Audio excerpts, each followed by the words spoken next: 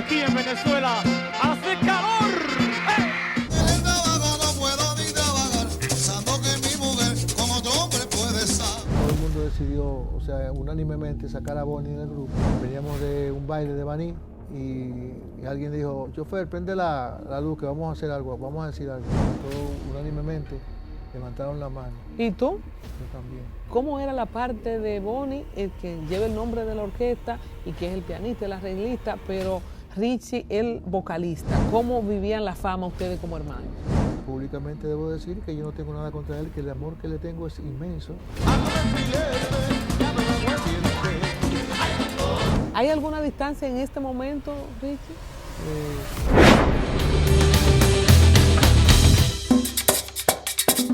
Señores, estoy feliz. Bienvenidos a una nueva entrega del especial. Gracias a la gente que sigue nuestra plataforma Al Tanto TV, gracias a la gente que nos ve por Color Visión, Canal 9 para todo el país, a la gente que nos sintoniza también en nuestro canal Al Tanto TV, Canal 61 de Claro, 91 de Win. Vamos a hablar de merengue. ¿A quién no le gusta el dulce? Claro que sí. Vamos a hablar con Richie Cepeda, merenguero dominicano de grandes éxitos, una voz que nos acompaña y nos acompañó también a otro de otras generaciones. Ay, doctor, qué caliente estoy. Gracias por estar con nosotros. Con el aplauso recibimos a la voz Richie Cepeda. Muchas gracias, Colombia. Yo tenía mucho tiempo por conocerte y de estar en este programa. Gracias por la oportunidad y por invitarme. Bueno, yo siento que te conozco, aunque no nos habíamos visto en persona, dices tú, porque te he visto tanto, he bailado tanto contigo. Cierto. Qué bueno que estamos aquí.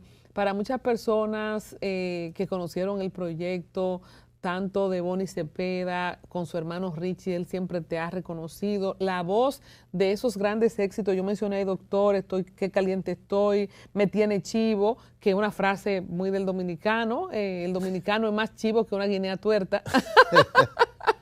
Y por supuesto, el hijo de Madame Inés. ¿No cantaba Bonnie en ese tiempo? ¿Cómo ustedes se decidieron hacer estos éxitos?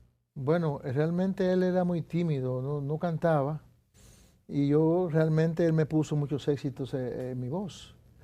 Pero a raíz de 1986, para ser exactos, él grabó, o sea, grabamos un tema que se llama La Fotografía y Asesina, que fueron temas que él hizo para mí, pero él me dijo en el estudio, vamos a montarle la voz guía para que tú lo cantes de esta manera.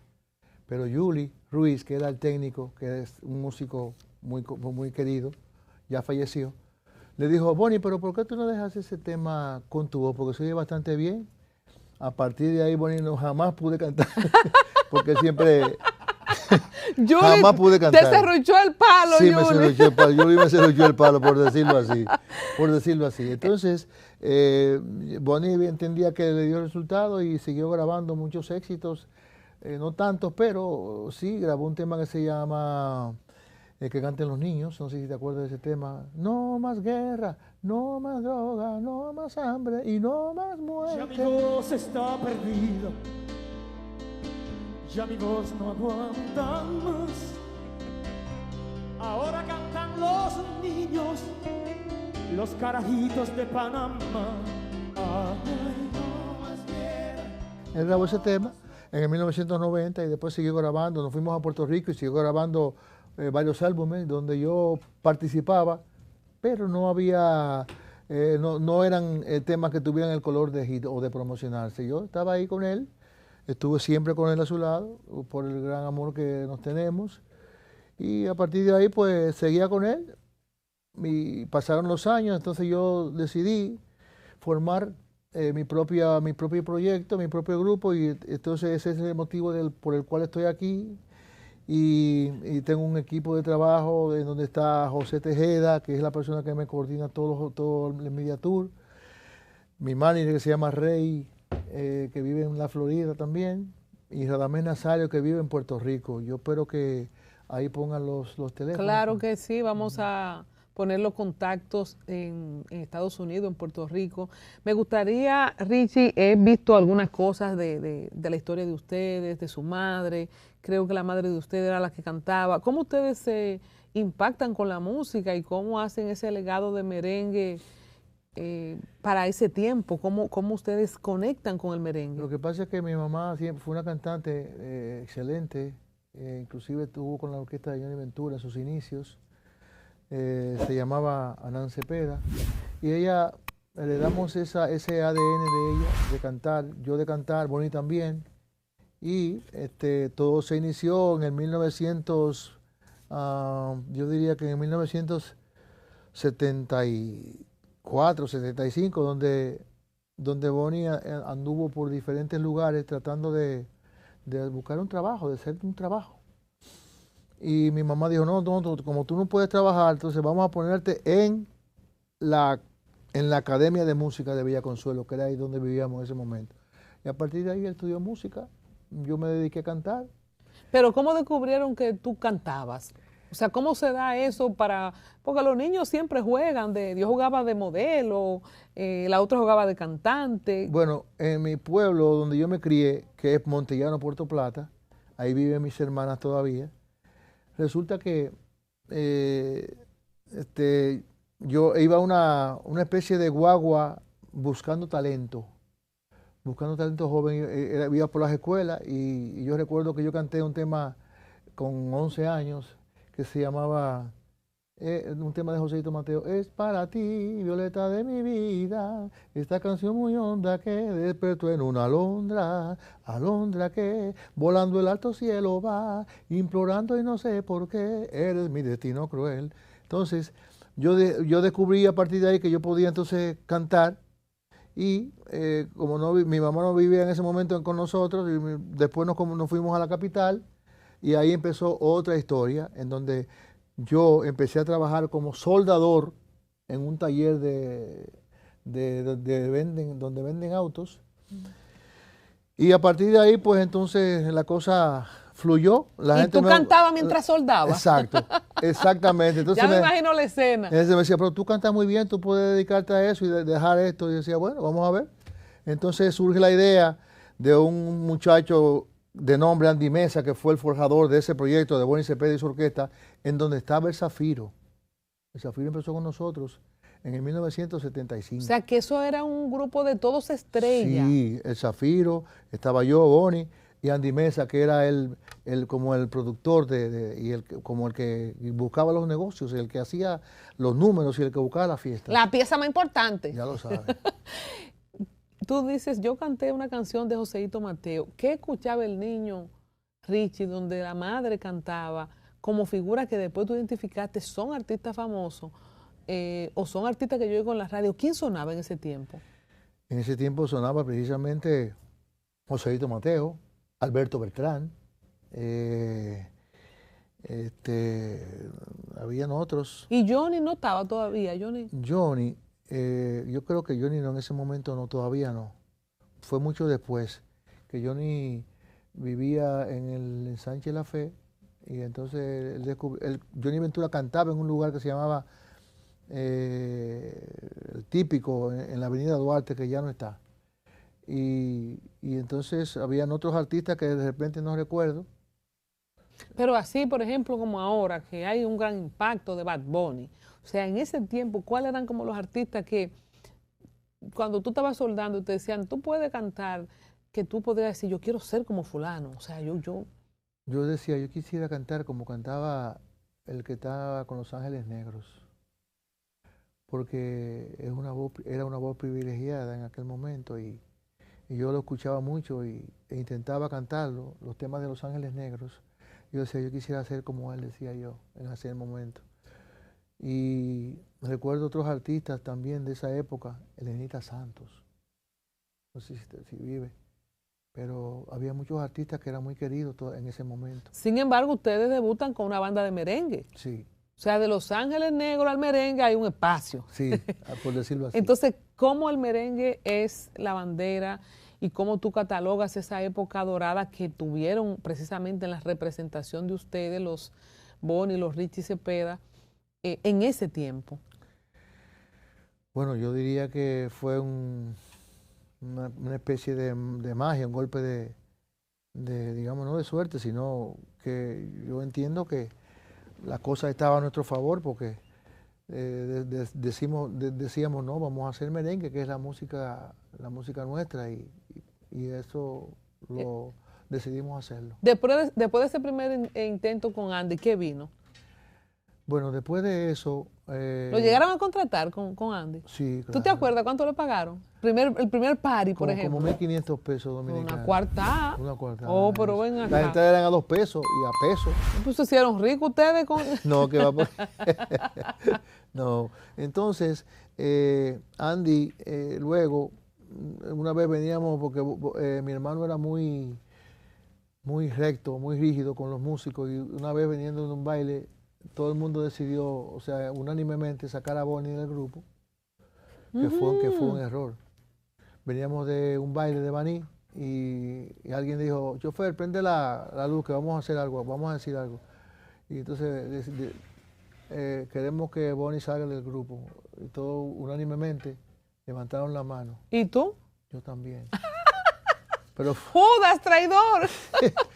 Pero yo entiendo que fue una pero Bonnie, de... ¿estaba ahí Bonnie en Sí, persona? sí. En su presencia. Sí. Fue una ignorancia de mi parte, pero el grupo después de ahí no funcionó. No funcionó más porque el que llevaba la música ahí era él. Y él estaba en condición de pianista y arreglista, Sí.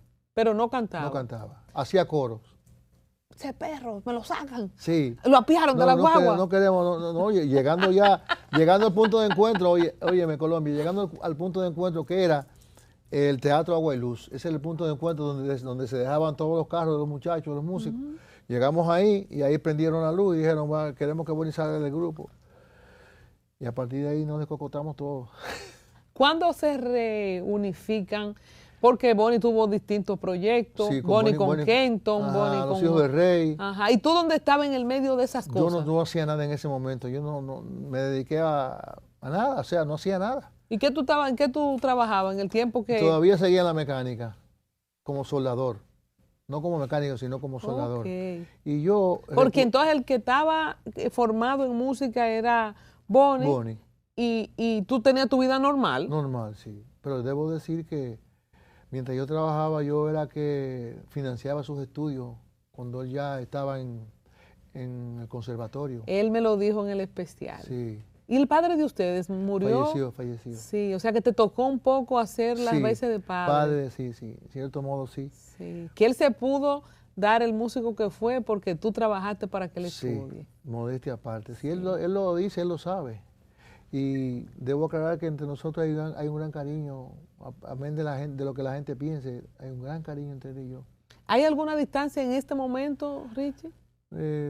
Yo diría que, bueno, yo diría que sí, pero no una distancia, digamos que, no, yo no quiero saber de ti a ese nivel, no, sino una distancia que él me está dando, parece el espacio de que yo camine en el proyecto, a ver si funciona y quién sabe si funciona, que yo pienso que va a funcionar, entonces nos juntemos después a chocar los carritos. ¿Y en qué momento empezó esa distancia? Cuando yo lo entrevisté en el 2015, no sentí esa distancia. No, todavía no. ¿Tú estabas en el grupo con él en ese tiempo? Sí, pero él me usaba cuando había la necesidad de que había un evento de importancia, él me llamaba y yo venía y lo hacía. Porque él no toca tanto tampoco. Bueno, aquí. En el país no. Hoy día no, él se mantiene tocando en Colombia, en Venezuela, en Puerto Rico, en Panamá. Pero muchas veces le dicen, yo quisiera que Richie estuviera aquí. Entonces él me llama y lo hacíamos. Ok, vámonos para atrás. Estamos en el tiempo del año 1982. 82. ¿El primer intento fue Bonnie con Kenton o Los Hijos del Rey? No, el primer intento fue Los Hijos del Rey. Estaba Fernando Villalona, Raulín y los Kenton. Ese proyecto. ¿Cómo tú comparas esa época de oro con la actualidad digital? O sea, era una efervescencia, así como salen de embocero todos los días, cada rato había una orquesta de merengue nueva o se reagrupaban. Y tú, desde tu estrado, ¿cómo lo veías y cómo lo comparas ahora? Bueno, yo diría que había un talento inigualable en aquel momento, porque había que cantar y había que tocar, y había una competencia enorme entre las orquestas de aquella época. Y debo decir que esa época fue insuperable porque entiendo que el merengue había que hacer buen merengue, buenas letras, buenos arreglos, y se mantenía el ritmo, se mantenía, porque había muchos grupos. Yo recuerdo el grupo de Bonnie con Kenton, fue un grupo electrizante. Era demasiado, Bonnie con Kenton. Los Hijos del Rey, con Bonnie, con Fernando, con Raulín. Fue una época maravillosa. ¿Cómo se consolida ya la banda de Bonnie cuando tú entras y vienen esos éxitos que mencionamos, como Ay Doctor y todo eso? Ya era Bonnie solo. ¿Cómo Sí. se forma y a nivel del empresario, la parte económica? No sé si te tocó aportar en algo ahí para que ya ustedes como banda sean independientes. Bueno, sucede que Andy Mesa, a raíz de que sacaron a Bonnie de la orquesta, la gran orquesta se llamaba, con el Zafiro, luego integró, o sea, animó a Bonnie para que hicieran Bonnie Cepeda y su orquesta, porque ya Bonnie había pasado por Los Hijos del Rey, Bonnie con Kenton, y por Johnny Ventura.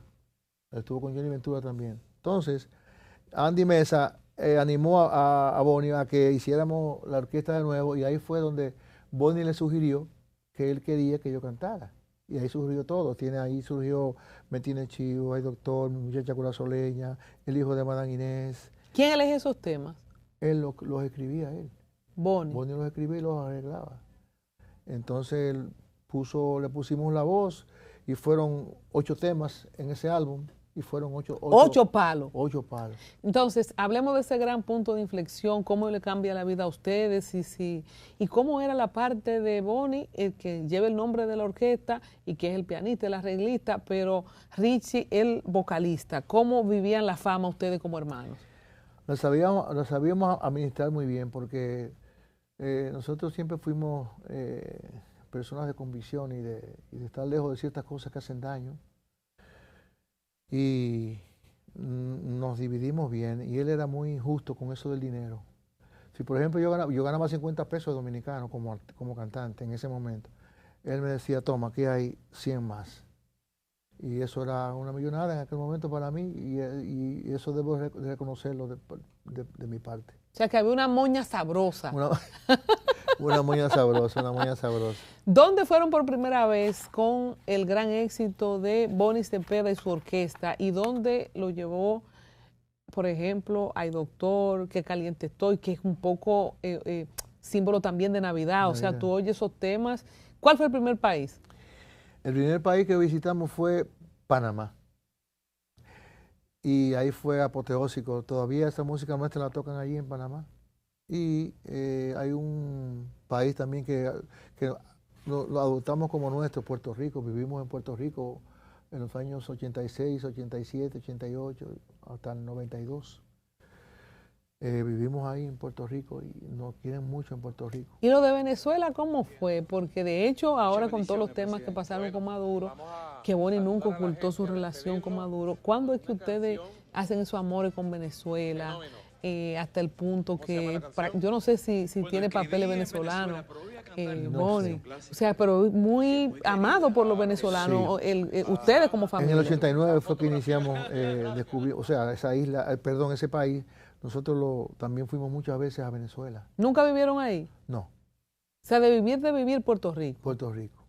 Cuando la gente habla de la internacionalización del merengue, se habla, por supuesto, de Johnny Ventura, de Juan Luis Guerra. ¿Qué crees tú que ustedes agregaron o sumaron para ese reconocimiento de ese merengue en los 80, especialmente como los Cepeda, para no decir a más Bonnie Cepeda, pero tú también con los temas que interpretabas?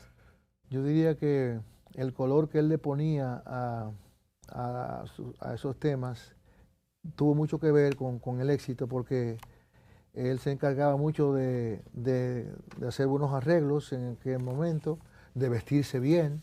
Él se ocupaba mucho de eso, todavía se ocupa de eso. Y debo reconocer esa parte ahí, porque él es muy cuidadoso con eso de los arreglos y de la música. Todavía hoy día él se cuida mucho con la ropa. Cuando nosotros los dominicanos nos adueñamos de Nueva York hace tiempo, ¿verdad?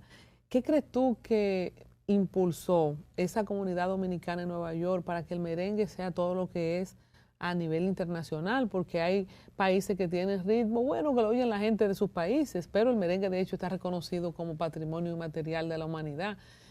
¿Tú crees que tiene que ver algo la presencia dominicana en Estados Unidos, especialmente en Nueva York? Por supuesto, porque eso hay una gran comunidad dominicana ahí que mantiene viva el género no solamente del merengue, también de la bachata, que es muy nuestra. Entonces, yo diría que el dominicano es el soporte esencial de esa plaza de Nueva York. Pues el dominicano no deja de ser dominicano, donde quiera que esté, es dominicano. ¿Vivieron alguna vez en Nueva York ustedes? Yo viví antes de hacer el grupo. Yo viví en Nueva York, pero él nunca vivió ahí. Nunca, porque no le gusta el frío. O sea, tú estabas en Nueva York antes Sí, de la sí, fama y sí, todo eso. yo viví en Nueva York. ¿En qué año te fuiste? En el 78. ¿Y a hacer qué te fuiste? A trabajar, digamos, como un empleado normal de esos de factoría. Debo admitirlo, de factoría. ¿No? ¿Y qué tal la experiencia? ¿Qué tú oías cuando estabas allá? Bueno, cuando yo estaba ahí, yo cantaba también. La gente me decía, oye, tú cantas muy bien, porque yo me pasaba cantando donde quiera que yo trabajaba. Y la gente me reconocía eso hasta que surgió la oportunidad que él me dijo, te necesito para un proyecto que se va a llamar La Gran Manzana. La Gran Manzana. Y creó un tema que se llama La Gran Manzana.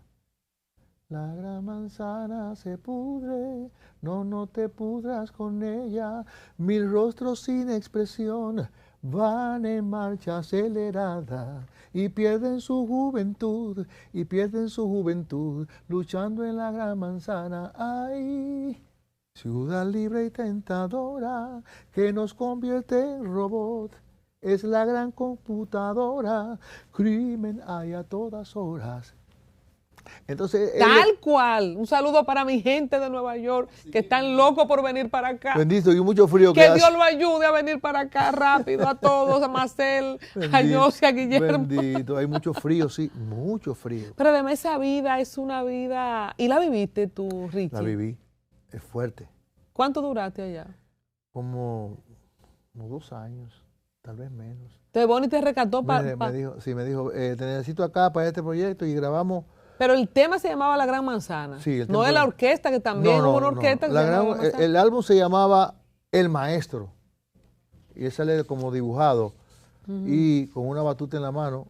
Y grabamos ese tema, La Gran Manzana, entre otros, que no hicieron mucho escándalo, pero ese tema, La Gran Manzana, tiene una magia que cuando la gente que sigue nuestra música siempre me lo pide en los conciertos. Y una cosa, ese tema lo cantabas tú, sí. ¿verdad? ¿No hubo conflicto con La Gran Manzana como banda por el tema, no? No. Pues creo que, no sé si existía todavía, pienso que sí que existía, pero no hubo ningún conflicto. ¿Cuánto tiempo duraron ustedes, Richie, así como pegado de esos 8 temas que se pegaron, por ejemplo, en ese disco, luego la producción donde sale la fotografía, Giné, ¿cómo se llama la otra? Asesina. ¿Eso es un ciclo de cuántos años más o menos? Yo diría como que de 6 aquí y 3 en Puerto Rico. Y 3, o sea, estamos hablando de cerca de una década. Sí. ¿Se hicieron ricos ustedes en ese tiempo? Rico como tal, no, porque recuerda que... Por ejemplo, para ir a soldar ya no tuviste que volver a soldar. Ya no. Porque mira, 10 años pegados son buenos. Sí. Pero realmente en aquel momento no había ese bullicio que hay con el dinero hoy día, que hoy se habla de 500,000 pesos, de 1 millón, de 2, y eso es mucho dinero hoy día, muchos dólares. Claro. ¿Cuánto fue lo más que le pagaron a ustedes pegado aquí por una presentación? 3,500 dólares. 3,000, no son malos. Todavía rinden, Richie. Sí. 3,500 dólares. ¿Y en Estados Unidos, en Puerto Rico, por ejemplo? De ahí eran como 8 o 9. Ahí se ganaba bien. Tú dijiste, fuimos a Panamá primero. Sé que en Venezuela tienen un gran público.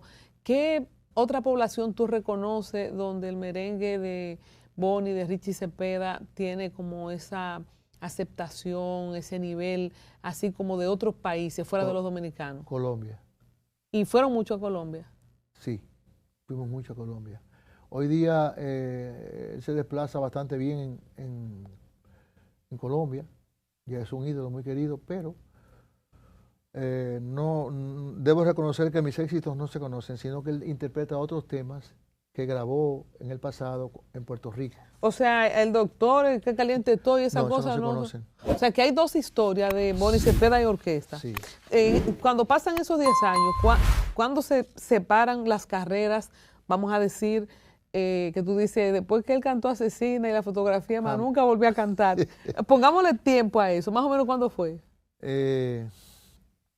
Yo diría que eso sucedió,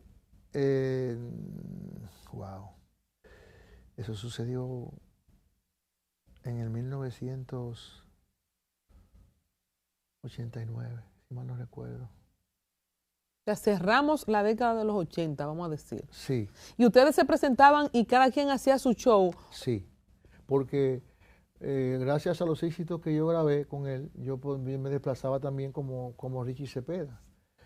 O sea que eran concomitantes los dos proyectos. Sí, entonces inclusive él me ayudaba con las partituras de la música de la orquesta, y a veces yo hacía presentaciones con pistas, y también él me proporcionaba la música original de esos temas. Debo también señalar que hubo una separación momentánea porque yo me fui a cuidar a mi mamá a Nueva York, que estaba muy enferma de diabetes y de Alzheimer, y me dediqué a ella como por 12 años. Oh, wow. Entre ese ir y venir yo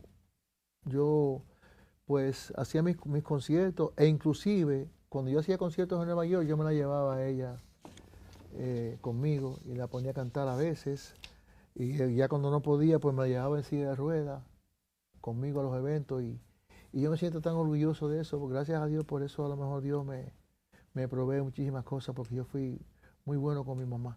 Buen hijo. ¿Ustedes eran solo ustedes dos? Bueno, de padre y madre sí somos dos, pero mi papá tuvo 3 más. Entonces te tocó cuidarla hasta el final. Hasta el final, sí. Por poco pierdo la familia en la Florida, porque yo me quedé prácticamente en Nueva York cuidándola, porque yo era su médico de cabecera. ¿Y tu esposo y tus hijos estaban en Florida? Florida. Oh, wow. Sacrificio, como mi respeto. Gracias. Sí. Bueno, Richie, estamos en los 90. Estamos en un merengue. ¿Cómo viste tú el surgimiento de Pochi Familia y la Coco Band? Y una cosa muy diferente a lo que ustedes hacían. Él definitivamente revolucionó, él hizo un cambio favorable al merengue, porque esa música que interpretó él fue una música que caló y que le gustó mucho a la gente, como que fue un sustituto en cierto modo. Aunque el merengue nunca dejó el merengue nuestro nunca dejó de sonar, pero Pochi le dio otro color al merengue y lo puso un poquito más movido, más jocoso, y mi saludo para Pochi. ¿Qué elementos rítmicos, qué condimentos no deben faltar en una pieza para que se siga considerando merengue, el merengue derecho, el merengue tradicional? Yo creo que Johnny Ventura se murió diciendo que lo de Omega y los muchachos no era merengue. Hablemos de eso. Tú que vienes de Los Ángeles Negros, de la música de Joséito Mateo y los 80, valoras lo de Pochi, pero entonces luego viene otra cosa que es Omega y su mambo violento. Hablemos de esa evolución. Yo diría que Omega es un fenómeno desde el nombre. El nombre de Omega es un fenómeno, aunque mucha gente no le gusta, él le gusta al público, o sea, tiene su carisma y le gusta al público. Yo no quiero opinar mal, o sea, sería incapaz porque esa música tiene su público, es una generación nueva y yo la respeto. Hay muy buenos, hay otros que no son tan buenos, y yo respeto el dembow. Pero Omega es buenísimo, ¿verdad? Bueno. Sí, yo diría que sí. A mí me encanta Omega. Yo diría que sí, porque a la gente le gusta, porque es un estilo tan extraño, tan único, tan personal. Acá, ¿cuál es el miedo? Sí, tan personal, que a la gente le gusta eso. A mí me gusta. Sí, y ha permanecido en el tiempo. Hay que decir que muchos de esos inventos de final del 99 y 2000 no están, y Omega, con todas las cosas que le han pasado, está ahí. Sí, está ahí, o sea que ha permanecido en el tiempo. Definitivamente, sí. Ustedes son grandes embajadores de la dominicanidad. Y el merengue, como te decía ahorita, hay otros países más grandes que nosotros que tienen su ritmo, que no han podido viajar el merengue ha viajado por el mundo, ha sido reconocido. ¿Tú crees que ha sido reconocido con el nivel de impacto cultural que ha tenido en Latinoamérica el merengue? Claro que sí, definitivamente sí, por supuesto. Sí, sí, sí, sí. Una música que a otros países le han gustado también. Ya yo he visto otros países tocando merengue. En México hay bandas montadas de merengue permanente. Sí, en Argentina y en Perú, en todos esos países hay bandas de merengue. Entonces, ¿qué ha pasado, Richie, con los hijos o los nietos del merengue? Que nosotros seguimos, nos encanta. Te decía que estaba, de las pocas veces que salgo a bailar merengue. Pero entonces no vemos intérpretes nuevos, jóvenes, Relevo. o hay 2 o 3 relevos que hay en otros ritmos. En salsa cada rato hay, mira que la salsa hace tiempo que supuestamente quedó enganchada en un clásico, pero tú tienes un Gillo que viene y explota todo, Chiquito Timbán, pero como que no sé cuál fue el último merenguero así con todas las de la ley o de la última camada de 5 o 10 merengueros como bachateros y demboceros que podamos decir el merengue está en buenas manos. ¿Qué piensas de eso? Bueno, hubo en cierto modo 2 sustitutos de ese género. Primero, que fue la bachata y el merengue típico, que ocuparon un lugar. Y que el merengue nuestro, debo admitir que no hubo talento relevante, o sea, tengo que admitirlo, o sea, en los tiempos nuestros había mucho talento, inclusive... Pero salieron todos juntos en los 80, Sí. y después de ahí no salieron más. Sí, debo decir que hay muchos todavía, yo tengo mucho respeto por Ramón Orlando, porque Ramón Orlando es un artista completo, que interpreta balada, merengue, es un artista al cual admiro, toca mucho piano, pero se quedaron rezagados, como tú dices, no hubo relevo y el merengue en cierto modo... Y es ese merengue, porque es verdad, el merengue típico tiene al rubio del acordeón, tiene al grupazo, a todos esos muchachos jóvenes.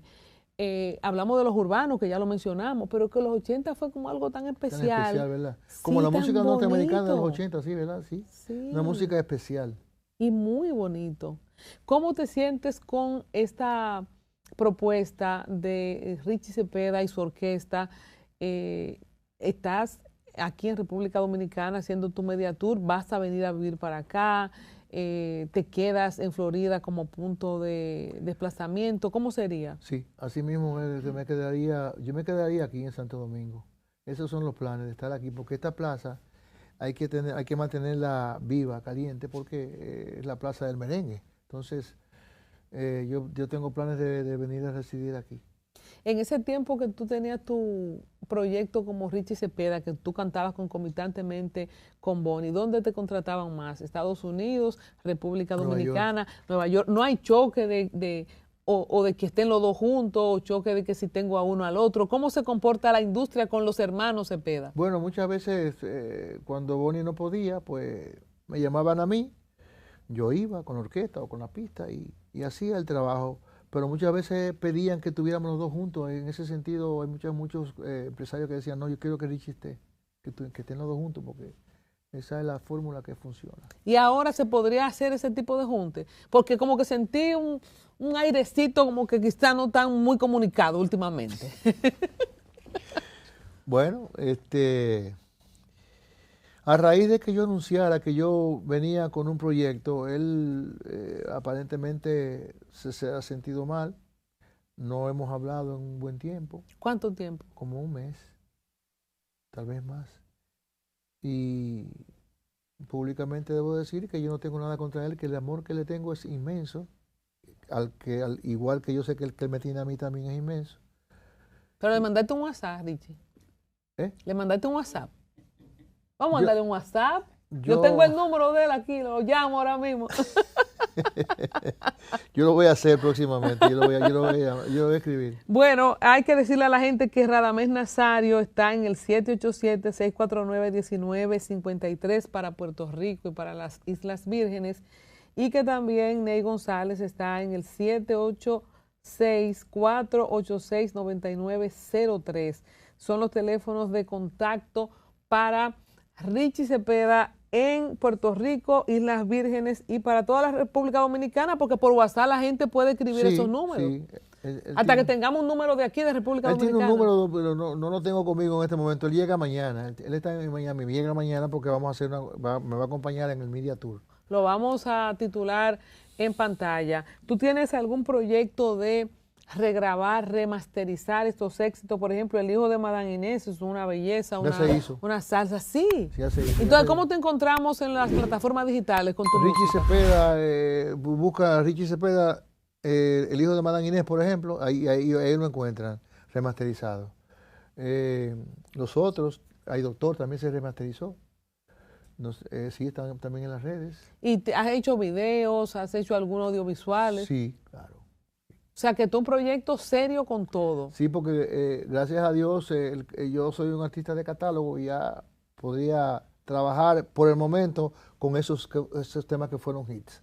Aunque ya tengo entendido, pienso grabar varios temas nuevos. Mira, yo no sé qué tú piensas de los lugares para presentar música en vivo después de la tragedia del Jet Set.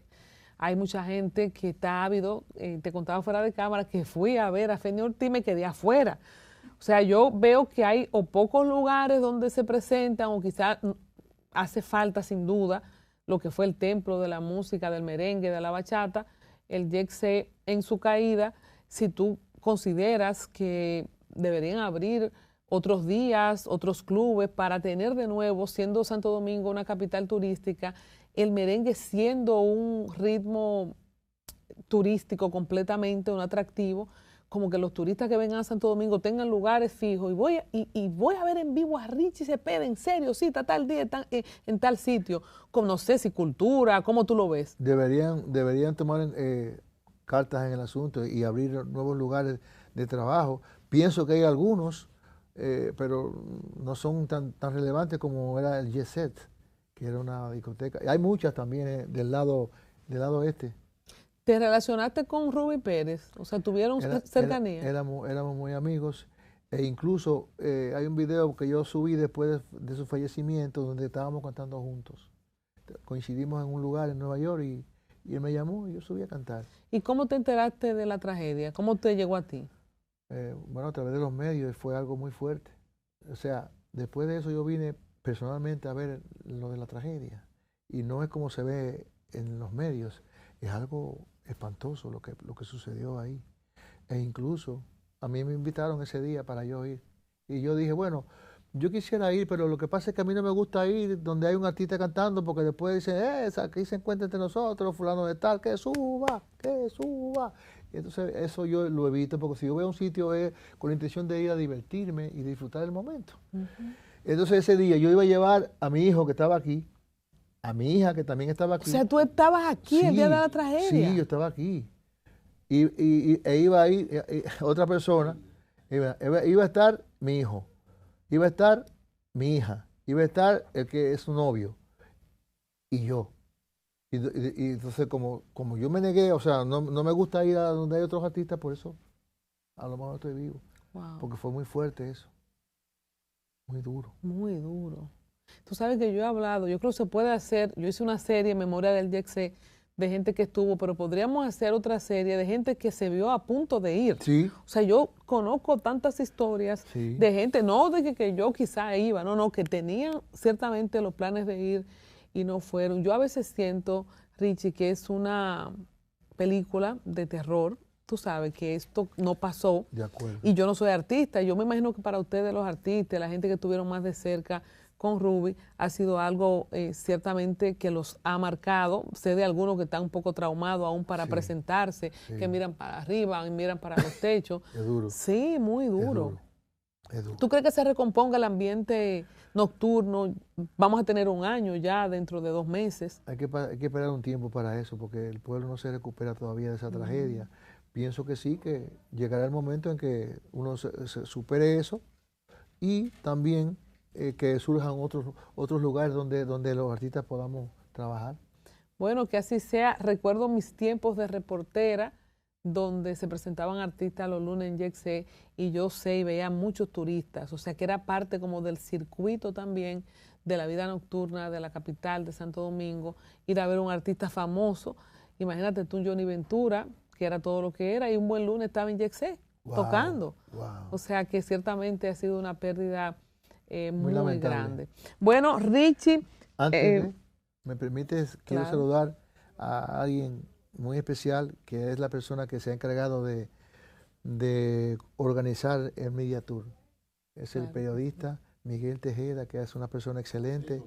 Perdón, José Tejeda, que es una persona muy, muy, muy dinámica y muy brillante y muy inteligente. También a mi amigo Neufris Pérez Volques, gran abogado que me acompaña hoy. También a mi amigo Tony en Nueva York, un gran amigo al que quiero mucho. Y a Freddy, que tuvo de cumpleaños recientemente. Y a mi amigo Miguel Castellanos en Pensilvania. Bueno, en la próxima presentación ahí estaremos nosotros en primera fila, yo con los zapatos cómodos para bailar. ¡Qué caliente estoy! ¡Estoy ¡Qué caliente! ¡Estoy sabroso! Gracias, Colombia, Bueno, por esta gracias. oportunidad. Gracias a ti por Gracias esta que sí, oportunidad. un placer de verdad poder repasar tu historia. Un abrazo a Bonnie, que lo queremos. Y lo vamos a llamar de que se acabe esta entrevista, tú vas a ver.